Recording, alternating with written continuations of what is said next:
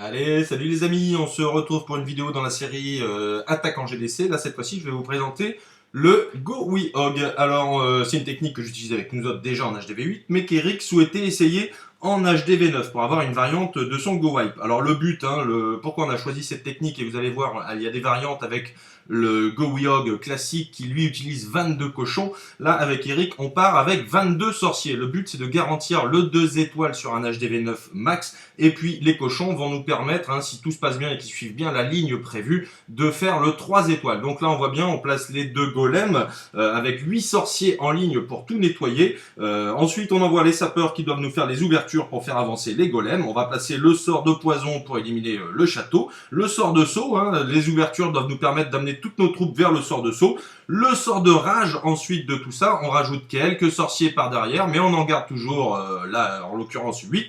Et le sort de rage va pousser les troupes vers l'anneau central. Et c'est ça qui va nous permettre de garantir le 2 étoiles. Là, on va voir que ça va facilement faire 35 à 40%, rien qu'avec la première partie de l'attaque terrestre, sans les cochons. Donc ça garantit le 2 étoiles à coup sûr sur un HDV9, et ça, on en a besoin en GDC. Donc on envoie la deuxième partie avec les cochons. Là ici en l'occurrence on aurait aimé les avoir directement sur le canon parce qu'ils ont perdu un petit peu de temps, mais ça se passe bien. Et une fois que la partie cochon est enclenchée, on a encore deux sorts de guérison qu'il faut extrêmement bien placer. Le premier, on va souvent le placer près de la tour de sorcier parce qu'elle fait très mal aux cochons, elle fait des dégâts de zone, donc ça c'est embêtant. Et puis on fait attention, on laisse un petit peu les cochons, là ils sont full vie, on va les laisser travailler. Et puis hop, on envoie le deuxième sort de guérison. Là on aurait pu le placer un petit peu plus loin pour couvrir le mortier et éviter aux cochons de se faire dézinguer par la tour de sorcier à la fin de l'attaque, vous allez voir. Mais comme on privilégie ici une attaque avec beaucoup de sorciers sur une première partie qui garantit le 2 étoiles, il nous en reste une autre partie, vous allez voir, 5, 6, 7 sorciers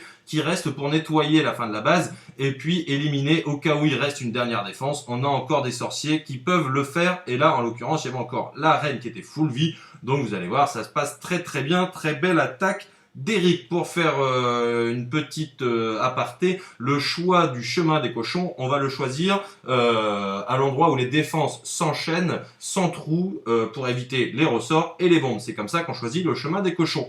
Donc ensuite, on a fait exactement la même compo pour attaquer un HDV8. Alors là, Eric et HDV9 qui attaquent un HDV8, c'est du 3 étoiles garanti avec cette technique. Même chose, on va placer d'abord nos golems, nos 8 sorciers en ligne pour bien nettoyer. On prévoit le sort de poison pour la sortie du château.